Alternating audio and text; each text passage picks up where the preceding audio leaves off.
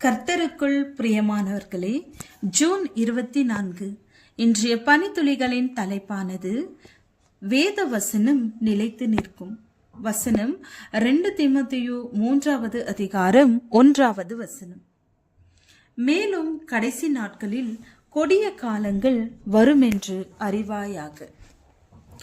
மனுஷர்கள் தற்பிரியராயும் பணப்பிரியராயும் வீம்புக்காரராயும் அகந்தை உள்ளவர்களாயும் தூஷிக்கிறவர்களாயும் தாய் தகப்பன்மாருக்கு கீழ்ப்படியாதவர்களாயும் நன்றி அறியாதவர்களாயும் பரிசுத்தமில்லாதவர்களாயும் சுபாவ அன்பில்லாதவர்களாயும் இணங்காதவர்களாயும் அவதூறு செய்கிறவர்களாயும் இச்சையடக்கமில்லாதவர்களாயும் கொடுமையுள்ளவர்களாயும் நல்லோரை பகிக்கிறவர்களாயும் தேவ பிரியராயிராமல் சுகபோக பிரியராயரும் தேவ பக்தியின் வேஷத்தை தரித்து அதன் பலனை மறுதளிக்கிறவர்களாயும் இருப்பார்கள்.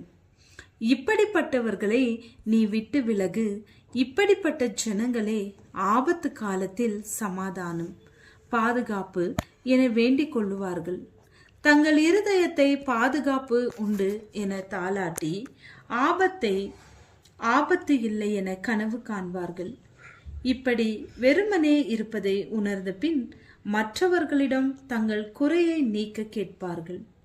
அப்பொழுது நோவா, டேனியல், யோபு ஆகிய 3 புருஷரும் அதன் நடுவில் இருந்தாலும் அவர்கள் தங்கள் நீதியினால் தங்கள் ஆத்துமாக்களை மாத்திரம்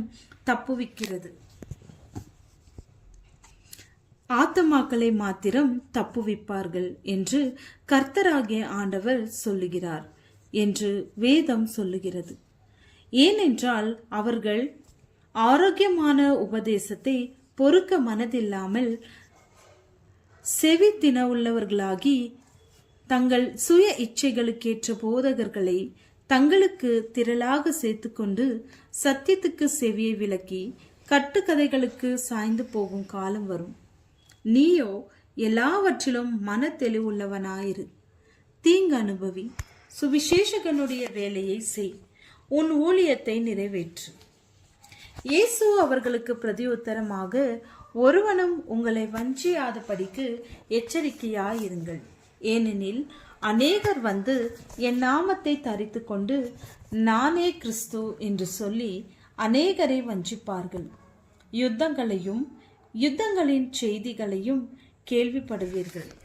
கலங்காதபடி எச்சரிக்கையாயிருங்கள். இவைகள் எல்லாம் சம்பவிக்க வேண்டியதே, ஆனாலும் முடிவு உடனே வராது. 1ஆம் நூற்றாண்டில் நடந்தது போல மார்க்க பக்தி மிகவும் குறைந்து இருக்கும். கடைசி நாட்களில் கொடிய காலங்கள் வரும். சிலர் வஞ்சிக்கிற ஆவிகளுக்கும் பொய்யான ஆதாயத்திற்கும் உபதேசங்களுக்கும் செவி கொடுத்து விசுவாசத்தை விட்டு விலகி போவார்கள். தெய்வீக பயம் அற்றவர்களாக இருப்பார்கள். ஆனால் வேத வசனங்கள் சத்தியமே நிலைத்து நிற்கும். ஜெபம்.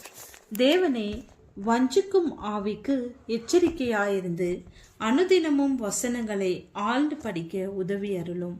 ஆமேன்.